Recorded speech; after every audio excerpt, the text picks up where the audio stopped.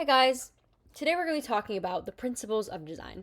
I didn't make this PowerPoint, I just literally went onto Google and Googled principles of design PowerPoint because my plan was to just look up all of these different things and show you examples, but I figured this would be better. So anyway, principles of design are very important aspects of creating any layout or any piece of artwork, and without these, your layout is going to be lacking. If you look at a layout, if someone who doesn't do design or have any art knowledge looks at a layout, you might ask them, all right, is this good, is this bad? And they'll say like, oh, it's bad. Why is it bad? Well, it just looks kind of sloppy. Or, oh, this is good, it looks really professional. But what makes it look professional and what makes it look sloppy? Well, most of that has to do with the principles of design. So the first one, in no particular order, is contrast, also known as juxtaposition. As you can see here, there are different types of contrast. So we have contrast. So just look at this headline for a moment. We have a bolded font with a, this isn't a script font, but it's kind of, it like is script-esque, I guess. So we have a bolded font in a lighter color with a like wavy font in a darker color. So that could be considered contrast. You have the bright, colorful pictures up against a dark background. This is definitely contrast, and it makes the pictures stand out to you like they're glowing. So that's a good way to use that. Next is variety. Also, I mean, these could all be called different things, but this on here they call it variety, so I'm going to call it variety. All of these designs have variety in them. Variety is just having different elements that kind of look the same. So variety goes hand in hand with unity. So unity is things looking the same, and variety is things looking different. And now we have unity and we have consistency, like because we have a style. So we have like all the fonts are the same, all the headlines kind of look the same, whatever. But unity and variety play like hand in hand with one another. This has unity, or you can even consider this a pattern really, because these all look relatively the same. Same thing with their pie charts. Next, we have emphasis, which in design is also known as hierarchy. So this is a great example of hierarchy. So when Kate first proposed this design to me, I told her that it would look great as long as she included hierarchy. But basically, hierarchy is having like a difference in scale, I guess, that places emphasis on a certain object. So this is the biggest. When you look at this layout, probably the first image you like focus on is this, because it's zoomed in, it's tightly captured, whatever, it's bigger.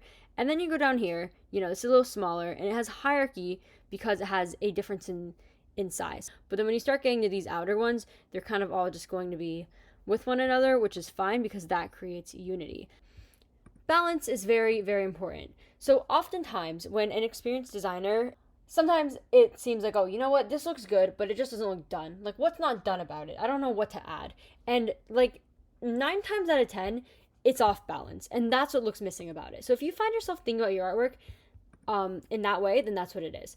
So right now, I want you to look at this layout. Not really this page, just this page right here, kids these days. And imagine this layout without this right here. So it would just be this, and there'd be like nothing on this side. There'd be words, so it wouldn't be empty space. It would just not have any sort of image. It would look off balance, so this heavily balances it. Also, a great example, this is very balanced. If you imagine it without any one of these photos, if this is missing, then it's kind of just this, and it's just floating this way, and the center of balance shifts off because this is going down and this is going up. So this right here balances out this, and this balances out this, like it's connected, right? So if you imagine sticking a stake through the center of this thing, it can kind of teeter either way without really falling. But if you remove this and you had it here, it would be heavier on this side essentially. You have movement. Movement is very important. In my own opinion, and this isn't like a thing, but to me it is, if you have a design that you only can imagine as a static image and not as something moving, it's bad. I mean, not always, but that's just my opinion. Like, I like looking at a design and thinking, okay, I could imagine this as a weird little Canva slideshow, if that makes any sense at all, which it might not. It is 12:48 in the morning, but anyway. So this has movement to it because, this right here leads your eye this way, and then leads your eye down, and it's kind of like a shape. I also made the same shape on this layout, which was inspired by this one, because this was kind of like a last minute thing, and I just needed to get it done. But this has movement to it because of the variety in shapes, but also the unity in style, combined with just the general composition of it, it gives it a sense of movement. A great example of this, in fact, I'd argue the perfect example of this is the Mona Lisa. If we look at the Mona Lisa, you will see a few things, but first of all, when you look at this painting, the first thing you look at is her eyes, because as a human, that's what you're like programmed to look at. So, her eyes. And her eyes kind of line up with the horizon. So, you look at this painting, and naturally, if you're just gazing at it without really thinking about it, your eyes will meet her eyes, follow the horizon, and then down these mountains to the river, to her shoulder, down her arm, up her arm, back to her eyes. And then you do it again. Across the horizon, down the mountains, down the river, down her arm, up her other arm, back to her eyes. That's just how you look at this. And that keeps you engaged with the painting. This has a sense of movement because of the arrows and the repetition of the design elements. This also has a sense of movement.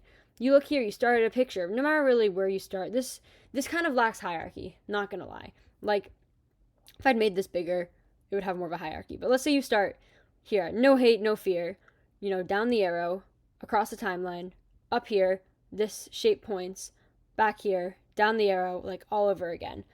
And that really does give it a good sense of movement. And then lastly, well, because we already did unity, so lastly we have pattern. And pattern should not be something that you struggle with, because these designs all have a pattern to them, because we use the same styles for all the text, so all the subheadlines, all the headlines, all the body text, all of the infographic text, all of the quote package text, all that. So this gives the entire issue a sense of pattern. So anyway, these are the elements of design, principles of design. Elements are different. Elements are like line, shape, and color, but I'm not going to sit here and make you watch a 15-minute video of me talking about what's a line, what's a shape, what's a color, because I think you guys probably know that. But if you ever look up just principles of design, they'll come up. Like, they're not hard to find. Like, or sometimes they'll say there's 17, or alignment, like, but usually there's like, people say there's like 7 or 8, and they're all kind of the same thing. Yeah, hierarchy, weight and scale, making things bigger or smaller, which is kind of going along with hierarchy. So like, emphasis combines hierarchy and weight and scale. That's what emphasis is. But anyway, that's this little lecture. Please watch the rest, because there will be a test. Anyway, thank you for watching, and make good layouts.